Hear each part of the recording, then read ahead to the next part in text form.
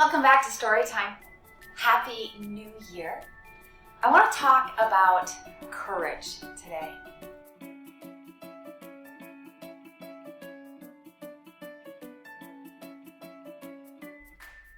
I want to talk about courage because I think courage is one of the most important qualities to have in a life well lived, in a life of vibrancy, in a life intimate with inspiration and aligned in our values.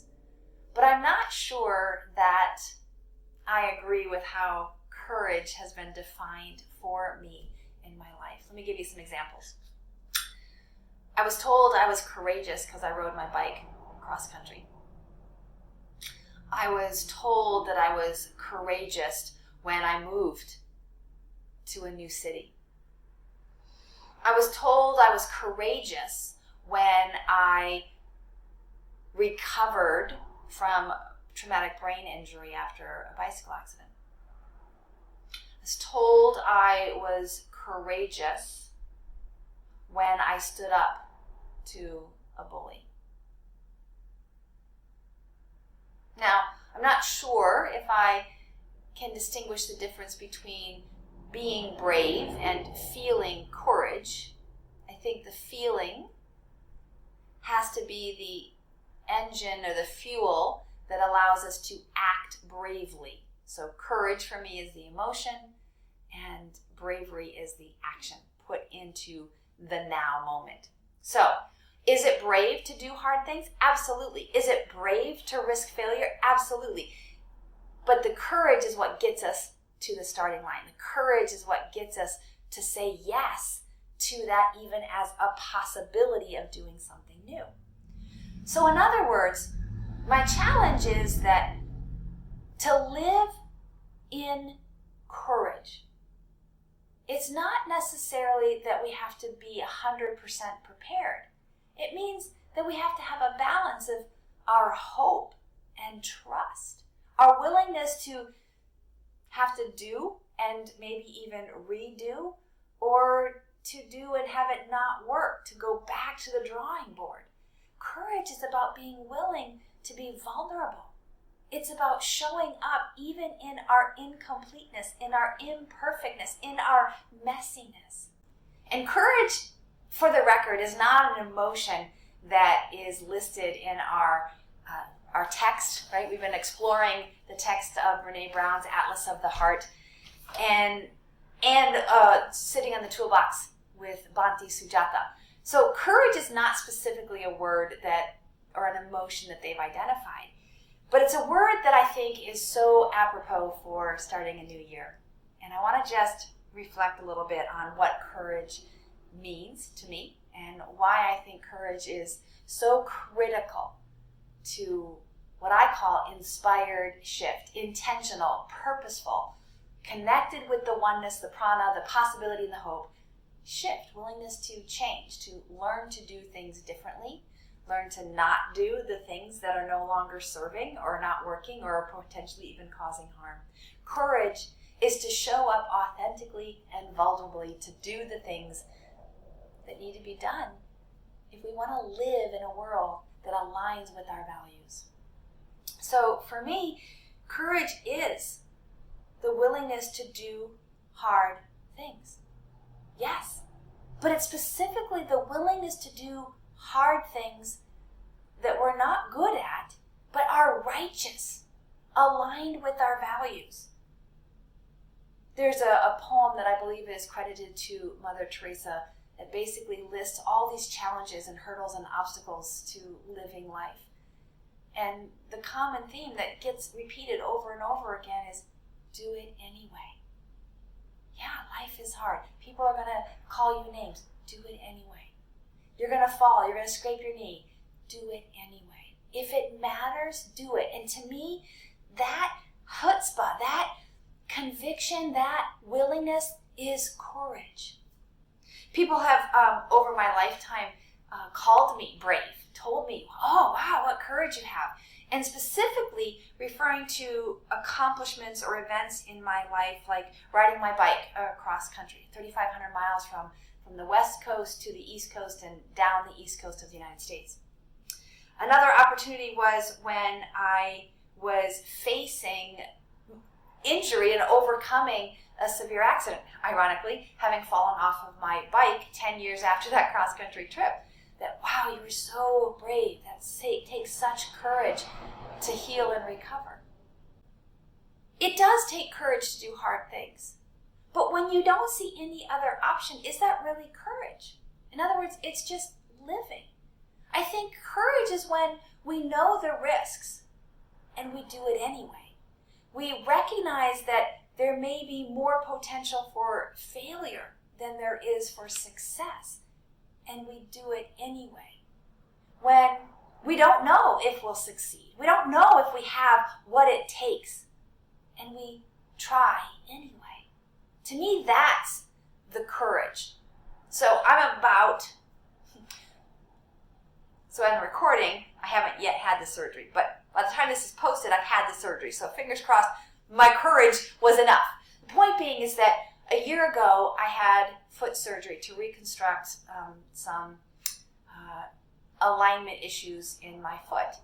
Well, I needed a second surgery on the second foot as well. So that surgery is happening next week in December, in which case, the first time I had surgery, I was pretty naive about what that process was going to be like. So yeah, I would say there was a level of courage involved in doing something that I was unaware of, unfamiliar with, inexperienced with. But I would actually say that I feel like more courage is required now, going into the second surgery, because this one's not yet healed completely. I'm maybe 35 to 50% sensation returned to my foot. Now, I can do the things. I just can't do them as long or as steadily as I did them before. For me, ignorance truly is bliss. Unfortunately, I don't like to feel ignorant.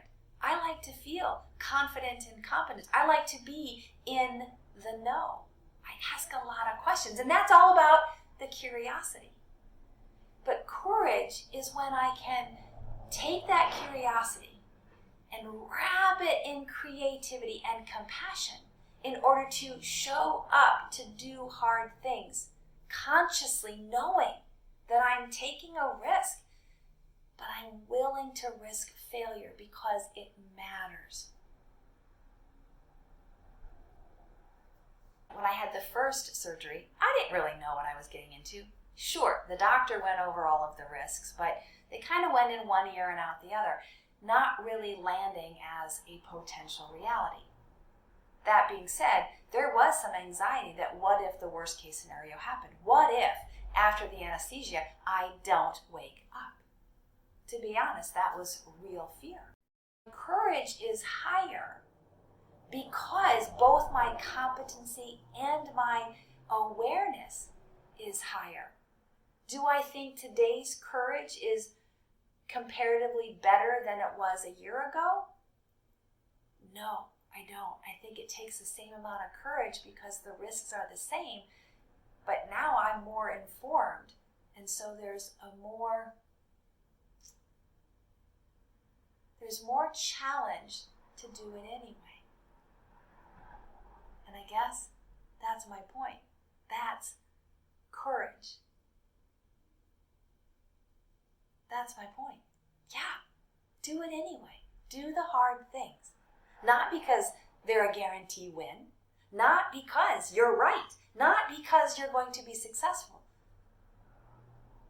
But honestly, because to not do the thing is the antithesis to where I want to be next. To not do, for me, the surgery means continuing to live not only in pain, but in limitation. Not only in frustration, but ultimately disappointment. And to me, that's not aligning with my best core self. Do I know that the surgery work? No. But I won't know until I give it a try. And I trust that on the other side of this attempt to resolve the challenge, the problem, the hurdle, I'll know more. in knowing more, there will be other opportunities if needed.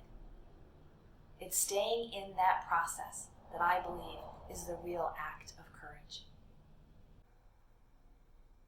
If you don't understand the risk at hand, I don't think you can experience the emotion of courage to do the thing. If you don't have the skill or the knowledge necessary to do a task, then that doesn't feel like courage. That feels a little bit like, dare I say, stupidity. Dare I say, hubris. Do it anyway? No, courage is when we recognize there's a risk of loss. There's a risk of failure. There's a risk of being wrong. But how else will we know if we don't do it anyway? If we don't try? So I guess what I want to say is that courage is a heart word. Literally, it shares the same root. Cor, le cor, the heart. And if courage is the emotion, the energy of our heart's expression, we can do the actions. We can do the righteous doings and non-doings, undoings and redoings of being brave.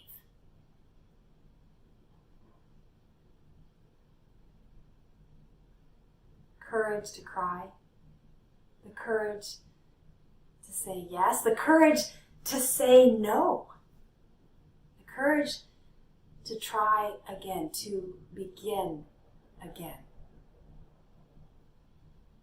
Courage is a heart word, and we are heart beings with a head to help us clear the way and a deeper knowing to have that wider perspective. But the heart is the heart of who we be. And we, you and me, can be brave, can feel and live from courage. How are you experiencing bravery and courage? And how does it help you move in the direction of your own becoming?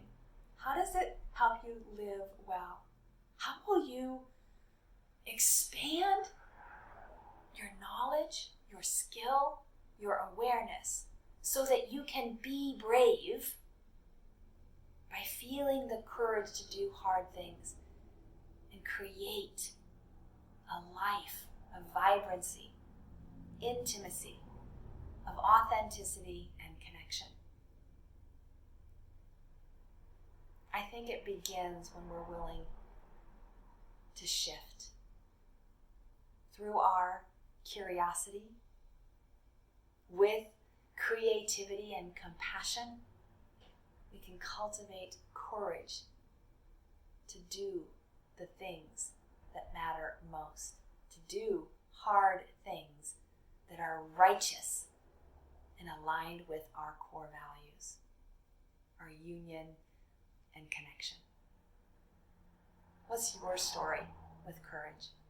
How are you living courageously? I'd love to hear your story. Please send me a note. Reach out and share with me your stories of courage. Be well. May you breathe deeply and move freely, labor lovingly, and live vibrantly. Namaste.